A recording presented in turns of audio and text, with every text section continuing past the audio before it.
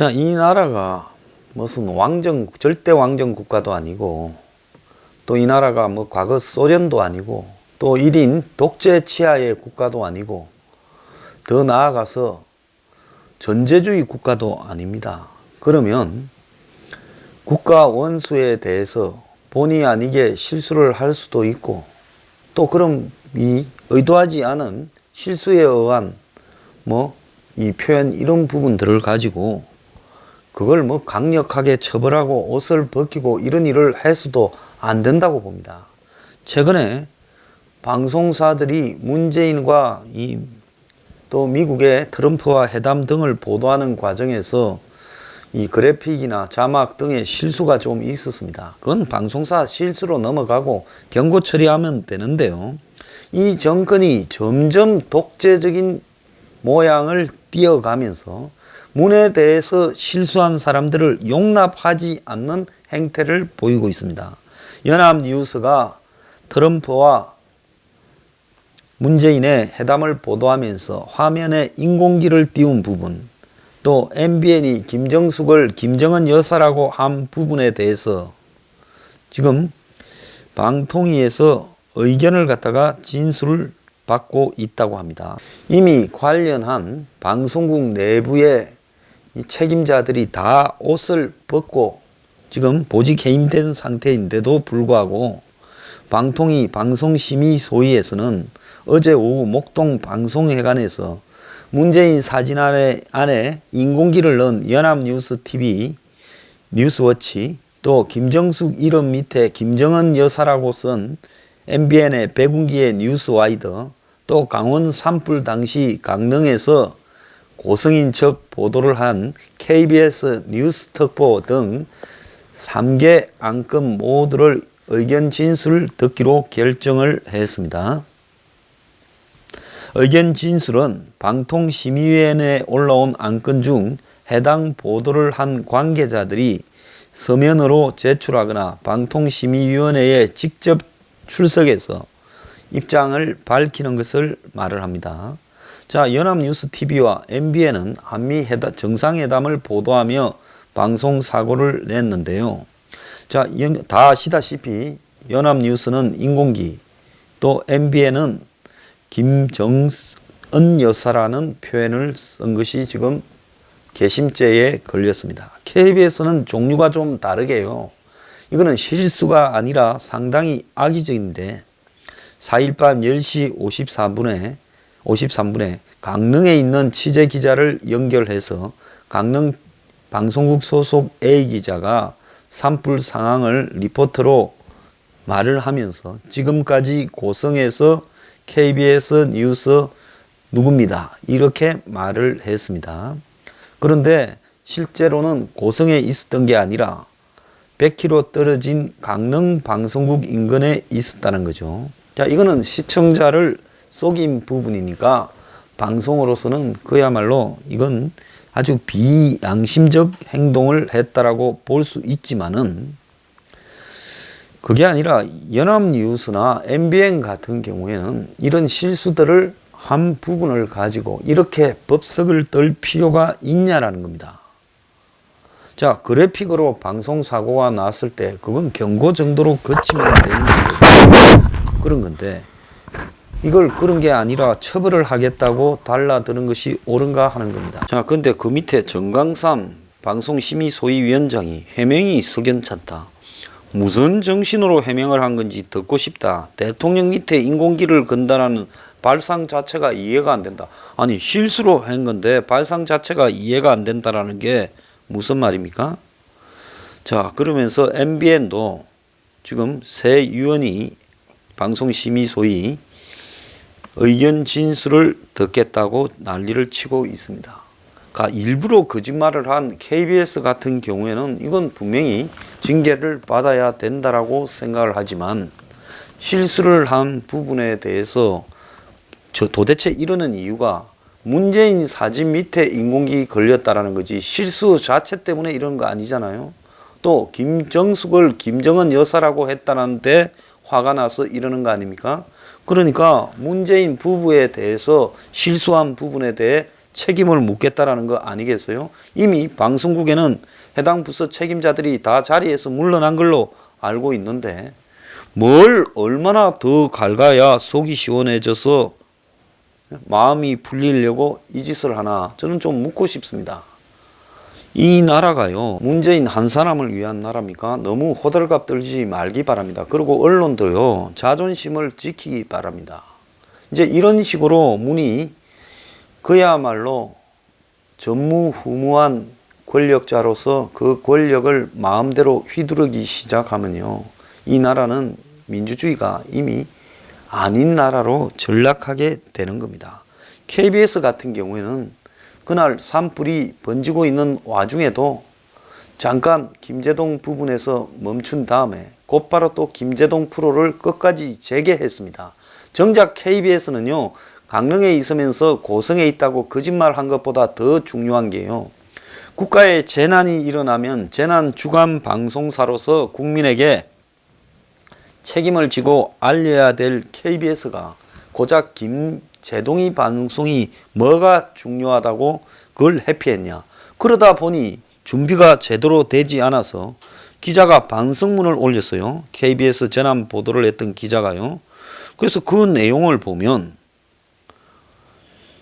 지금 현장 상황을 간략하게 적은 원고를 올리고 그래서 이제 방송을 할 준비를 했는데 불은 번지고 스튜디오에서 현장에 있는 자기 이름을 불렀을 때 무슨 말을 해야 될지 머리가 하얘졌다. 속초로 출발하기 전에 선배는 보이는 대로 현장을 설명하면 된다 했지만 보이는 것은 불과 연기뿐이었고 이것이 어디인지 주변에 무엇이 있는지 알지 못한 상황에서 불이 시내 쪽으로 번지고 있다라는 뻔한 말만 계속할 수밖에 없었다. 당초 계획과는 달리 특보는 동이 뜰 때까지 계속됐고 현장에서는 뻔한 소리를 계속 전달했다. 불이 난 곳을 찾아 장소만 올렸을 뿐 말하는 내용은 똑같았다.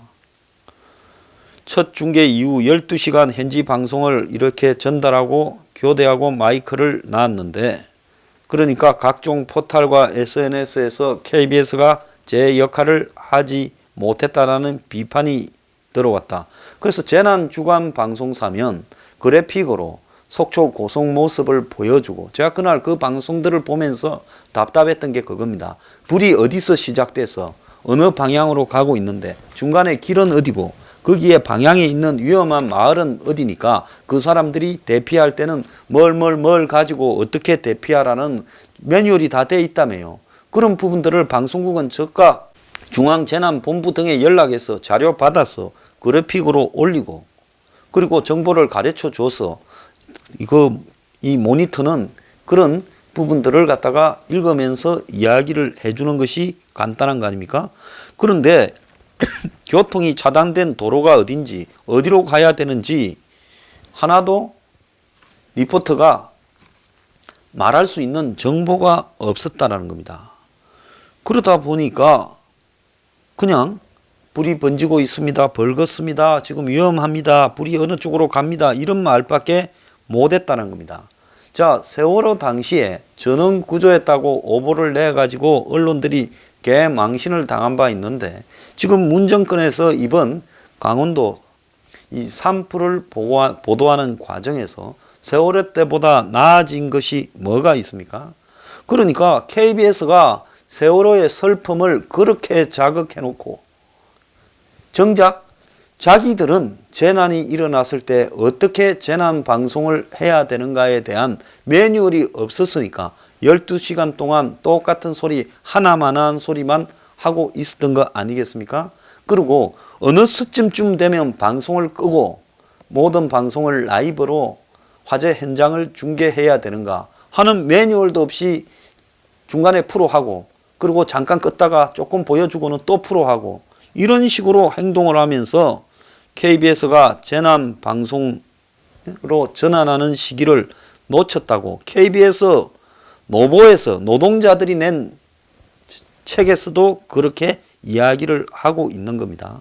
밤 9시 반에 이미 대피한 주민이 950명쯤 됐고 9시 44분에 전국 총동원령 소방 대응 3단계가 발령돼서 전국의 각지에서 소방차들이 강원도 고성을 향하고 있었고 9시 뉴스에 이어 10시부터는 정규 방송을 중단하고 재난 방송 특보 체제로 갔어야 되는데 김제동이 방송 걸려 있다 보니까 그렇게 못한 거 아니냐. 왜 그 말은 KBS 노보가 말하지 않습니까? 자, 그래서 KBS 재난 메뉴에는 재난 뉴스를 반영하고 자막과 스크롤을 넣는 1단계, 스크롤 방송과 뉴스 특보를 하는 2단계.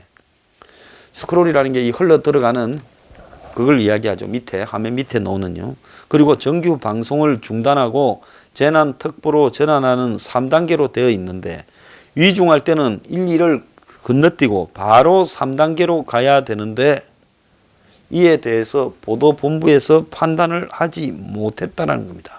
자, 재난 문자가 발송이 7시 51분 그리고 KBS 춘천 강릉 방송국이 재난 자막을 방송한 것이 1시간 뒤인 8시 53분이라는 거예요. 이것부터도 늦었지요. 그래서 초기 재난 상황을 전달해서 피해를 극소화해야 되는 것이 재난 방송의 관건인데 KBS 재난 방송 시스템은 정부의 재난 정보 전달 체계와 전혀 연동되지 않고 그야말로 간부들 판단에 의해서 주먹구구식으로 재난 방송을 하는 모습을 보였다는 겁니다.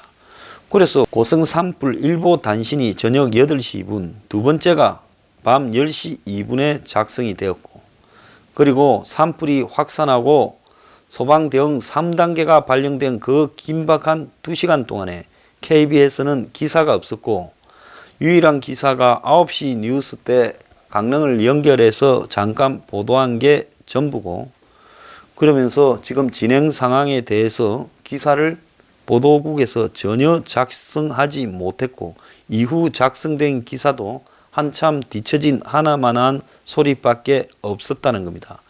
그러니까 아예 KBS가 이런 재난에 대해서 전혀 훈련이 되지 못했고 업무 분담도 없었고 매뉴얼도 없었고 그걸 지휘할 수 있는 컨트롤 타워도 없었다는 겁니다. 이거는 뭔 말이냐.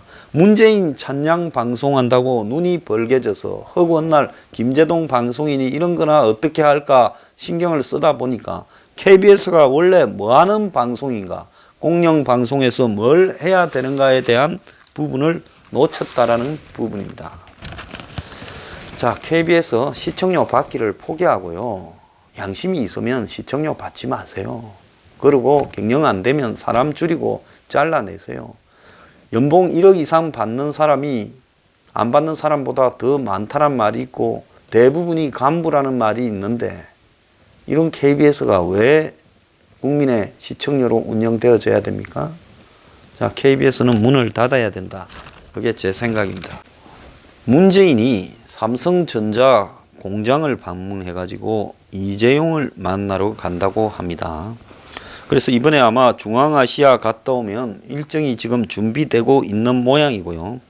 그래서 삼성전자가 준비 중인 비메모리 반도체 분야 대규모 투자 계획과 맞물려서 그렇게 한다는 거예요.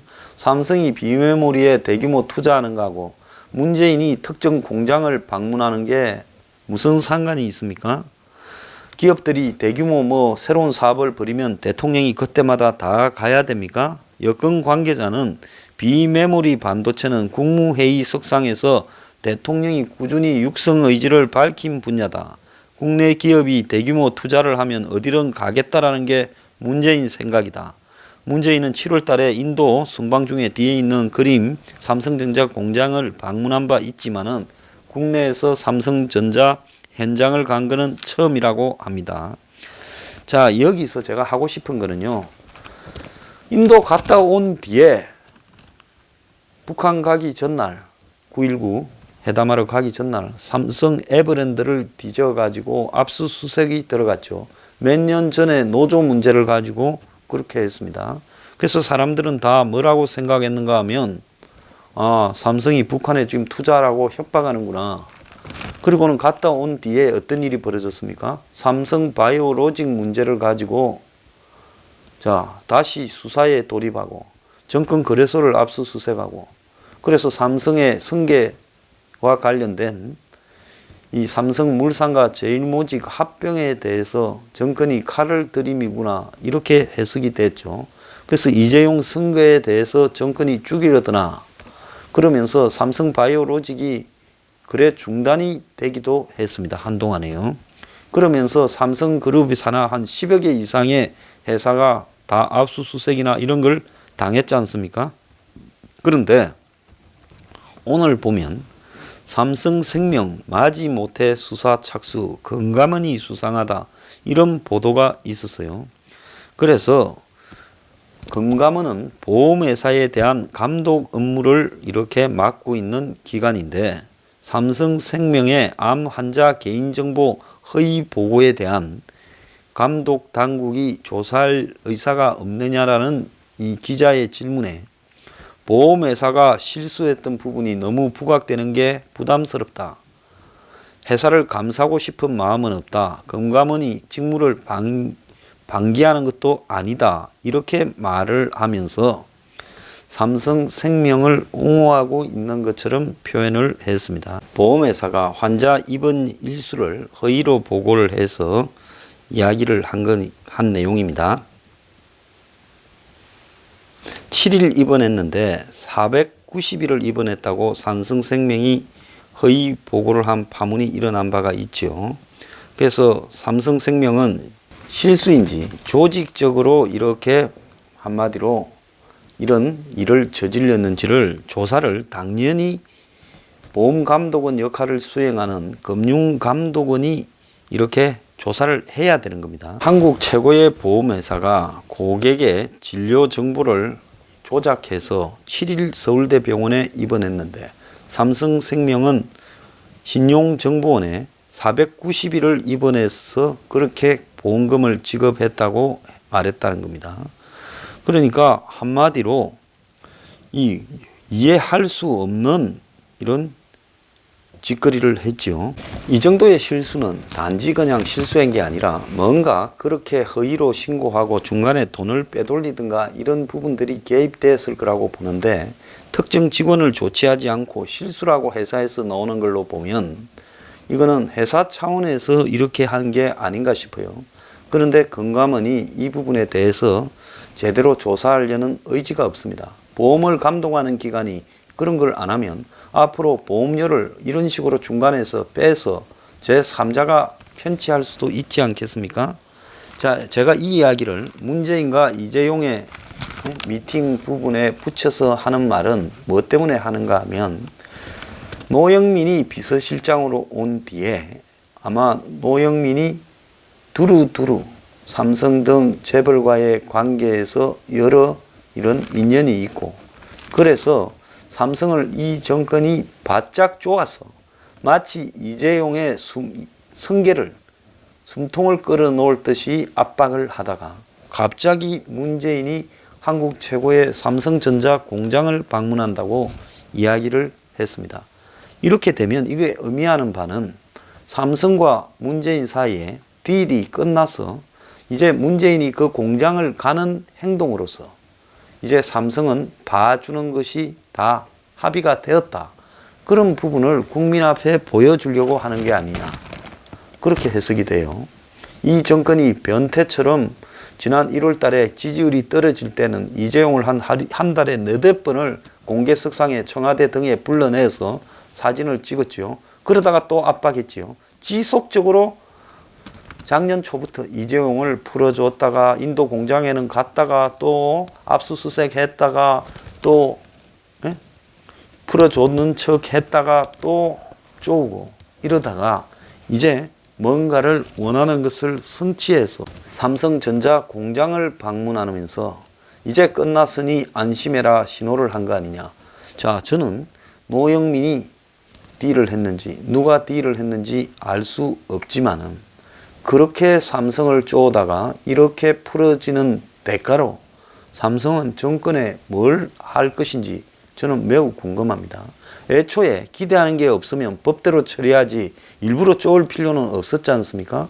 근데 누가 보더라도 북한에 가기 하루 전날 삼성 에버랜드를 압수수색하는 거 몇 년 전에 노사 문제로 그런 거는 누가 보더라도 네 북한 가서 잘해야 된다라는 협박으로 해석될 수 있지 않겠습니까?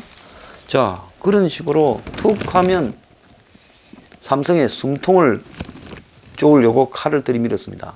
에버랜드와 삼성 바이오로직에 관한 문제는 이 정권이 박근혜 정권을 아웃시킬 때 들이밀었던 삼성 경영 승계에 대한 정권 차원의 편의 제공, 국민연금을 동원한 이런 부분에 대한 문제와 연관되어서 그래서 그런 과정에서 이재용이가 삼성물산 제일모직에서 자기가 아주 유리해지도록 합병을 정권이 허용해주면서 이재용이 이제 상속을 해가는, 뭐 아버지가 아직 살아 계시지만 사실상으로 어렵다고 보고요. 그런 과정들을 몰래 거쳐가는 부분에 칼을 들이밀어서 이재용의 경영권 승계에 대해서 문제를 삼겠다고 했다가 갑자기 왜 이렇게 물러서느냐는 겁니다. 그래서 북한에 뭘 내년 총선 앞두고 해주기를 했냐. 단지 투자나 고용한다고 봐줄 정권이 저는 아니라고 봅니다. 아니면 국민이 모르는 뭔 큰 게 있냐. 아니면 문정권이 이제 화통해져서 기업들은 건드리지 않고 경제 살리기에 집중하겠다는 거냐. 근데 아까 삼성생명에 대해서 금감원이 조사도 안 하려고 드는 이런 확고한 비리예요. 이걸 보면 전반적으로 삼성을 대하는 이 정권의 자세가 요 근래에 확실히 바뀌었다. 지금 재계에서도 이 문제에 대해서 초미의 관심사를 갖고 보고 있는데요. 그런데 과거 노무현 정권 때 보면 8천억으로 재단을 만든다 했는데 이번에는 뭘로 떼었는지 그것이 정말 알고 싶습니다. 좀 지켜보면 뭘로 떼었는지 나오겠지요. 어쨌든 둘이 딜은 된 것 같습니다.